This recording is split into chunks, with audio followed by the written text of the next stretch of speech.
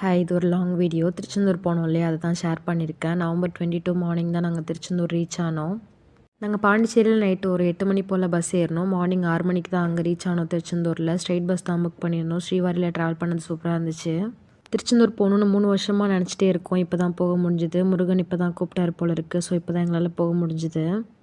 ஹட்டுக்குட்டி bus ஏறினதுமே செம்ம active ஆகிட்டான். அங்கே எங்கேயும் ஓட ஆரம்பிச்சிட்டான். எப்படிடா அவனை தூங்க வைக்கிறதுன்னு முடிச்சுட்டு இருந்தோம். அதுக்கப்புறம் கொஞ்சம் நேரத்துலேயே தூங்க ஆரம்பிச்சிட்டான். சீட்லாம் சூப்பராக கம்ஃபர்டபுளாக இருந்தது. ட்ரெயினில் போகிறதுனா ரொம்ப கஷ்டம் இவனை வச்சுட்டு. ஏன்னா இறங்கி ஓட ஆரம்பிச்சிருவான். அதனால் மோஸ்ட்லி நாங்கள் பஸ்ஸில் தான் போவோம். பஸ்ஸில் ஏறினதுமே கொஞ்ச நேரத்தில் 2 வாட்டர் பாட்டில் கொடுத்தாங்க. அதுக்கப்புறம் பஸ் ஸ்டார்ட் ஆகிடுச்சு. அட்டுக்குட்டியும் தூங்க ஆரம்பிச்சிட்டான். எப்படா போவோன்னு இருந்தோம். ஏன்னா ரொம்ப நாளாக வெயிட் பண்ணிகிட்டு இருந்தோம்ல, எப்படா ரீச் ஆகும்ட்டு தான் இருந்தோம். 4 ஹவர்ஸ் அப்புறமா ஒரு டீ பிரேக் இருந்தது. ஸோ ஒரு டீ குடித்தோம். ரொம்ப நாளுக்கு அப்புறமா டீ குடிக்கிறோம். டயட் ஸ்டார்ட் பண்ணதுக்கப்புறம் டீயே குடிக்கல. ஸோ இதை யூஸ் பண்ணிக்கலான்ற மாதிரி டீ குடிச்சிட்டோம். ஹட்டுக்குட்டி நல்லாவே தூங்கிட்டான் அந்த டைமில். நான் ஏன் டீ குடித்தோன்னா 2 நாள் ஃபுல்லாகவே வெளில தான் சாப்பிட போகிறோம். ஒரு டீ குடிக்கிறதால என்ன ஆக போகுதுன்ற மாதிரி குடிச்சிட்டோம். காலையில் ரீச் ஆனோடனே ஸ்ட்ரெயிட்டாக மொட்டை போடுற இடத்துக்கு போயிட்டோம். மொட்டை போட்டுட்டு பூமுடி போடுற வெண்துளு இருந்தது. அதெல்லாம் முடிச்சுட்டு அதுக்கப்புறமா தான் ரூம் போயிட்டு கிளம்புனோம். இது இவனுக்கு 2வது மொட்டை. ஃபஸ்ட்டு மொட்டை பிறந்ததுக்கப்புறம் எடுப்போம்ல, அந்த மொட்டை தான் போட்டோம். அப்போ இவன் சுத்தமாக அளவே இல்லை. ஸோ இந்த டைம் அளவே மாட்டான்னு ஒரு கான்ஃபிடென்ட்டில் தான் இருந்தோம். ஆனால் அதுக்கப்புறம் அழ ஆரம்பிச்சிட்டான். ஆனால் ஒரு பாதி எடுக்கிறப்போ சுத்தமாக அளவே இல்லை. எங்களுக்கு ஓகேடா அழமாட்டான்ற மாதிரி தான் இருந்தது. அதுக்கப்புறம் அவங்க நிறைய சத்தமாக இருந்தது. குழந்தைங்க அழுகிற சவுண்ட்லாம் இருந்தது. அதை பார்த்துட்டு டிஸ்டர்ப் ஆகிட்டு அப்படியே அழுவ ஆரம்பிச்சிட்டான். அப்படியே சமாளித்து ஃபுல்லாகவே மொட்டையெல்லாம் அடித்து முடிச்சிட்டோம். அதுக்கப்புறம் பூமுடியும் எடுத்துகிட்டு நாங்கள் குளிச்சுட்டு கிளம்பலான்ட்டு அப்படியே கிளம்பிட்டோம் வெளியில்.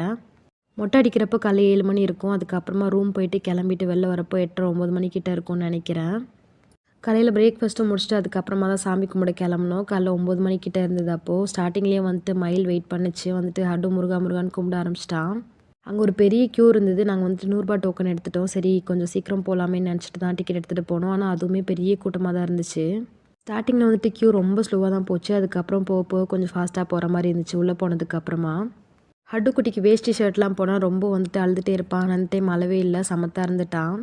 க்யூ ஸ்டார்ட் பண்ணுறப்பே பயங்கர மழையாக தான் இருந்தது. அப்படியே வெயிட் பண்ணி நனையாமல் தான் போயிட்டு இருந்தோம். அங்கே பார்க்குறதுக்கு கடலும் வானமும் ஒரே மாதிரி இருந்தது. அந்தளவுக்கு மழை பெஞ்சிட்டு இருந்தது வெளியில். அங்கே ரொம்ப அழகான விஷயம்னா எங்கே பார்த்தாலும் மயில் இருக்குது. தோகை விரிச்சிட்டு அழகாக இருக்கும் பார்க்குறதுக்கே. முருகனே நிற்கிற மாதிரி அந்தளவுக்கு அழகாக இருக்கும். அப்படி நடந்து போகிற வழியிலே நிறைய ஸ்நாக்ஸ்லாம் வச்சுருந்தாங்க. ஆனால் ரொம்ப மழை பெஞ்சிட்டு இருந்ததால் எதுவும் சாப்பிடணும் போல இல்லை. நாங்கள் அப்போ தான் பிரேக்ஃபாஸ்ட்டும் முடிச்சுட்டு வந்தோம். ஸோ எதுவும் சாப்பிடணும் போல் இல்லை. அப்போது நார்மலாக 4 மணி நேரம் 5 மணி நேரம் ஆச்சுன்னெலாம் நிறைய வீடியோஸில் பார்த்துருக்கேன். ஆனால் நாங்கள் பார்க்குறதுக்கு 3 மணி நேரம் கிட்ட தான் ஆச்சு. ஆஃப்டர்நூனில் பார்க்குறப்போ ரொம்ப காலியாக தான் இருந்துச்சு.